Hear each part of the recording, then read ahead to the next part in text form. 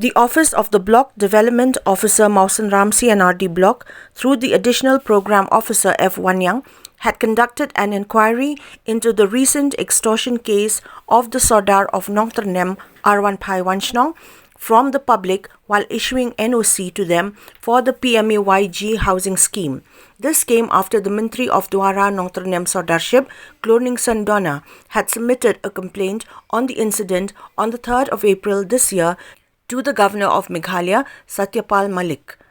The APO of the Mawsynram C&Rd block, F. WANNIANG, informed that as directed by the government, the Sordar Of Nongtyrnem ARWANPHAI WANSHNOng had been summoned to the BDO's office on the 23rd of April 2021, but he failed to turn up. The APO therefore had to initiate an inquiry into the incident. After having examined each individual complaint from the residents of the DWARA Nongtyrnem Sordarship villages of Makhali, Bedkora A and Bedkora B and Rungku West and Rungku Yo, it was found that the Sordar had taken Rs 5,000 from each of them for the issuance of NOC related to the PMAY-G housing scheme, and added that a receipt of Rs 50 was issued to them instead of the Rs 5,000 they had paid to the Sordar.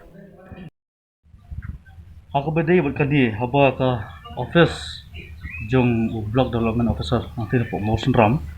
ya yo pedang ya ka city jing ujwa bagi don kita ki benta ka jing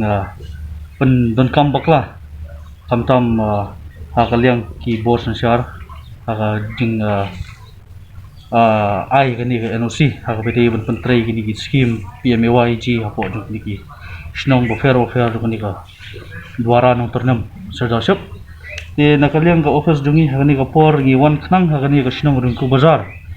na ka benta ban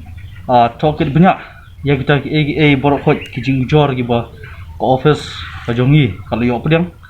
te bat ru ngila penlong ru kendiat ka jing toket ka balong da ka barshim interview individual shimat ya kini ki beneficiary jong kini ki bayo kini ka scheme PMAY-G hapo jong kini ki Shillong bofer te batro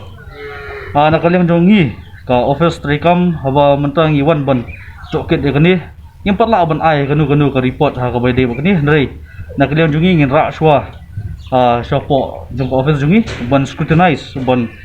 kmi banyak ha shwa ki kita ki benta bat ya ki benta ki ba haden ngin sapen mi lomba ka report ka jongi wah ya ka ba kanang la man khamsai la kata ki borok ki long ki bade ni am kita di benta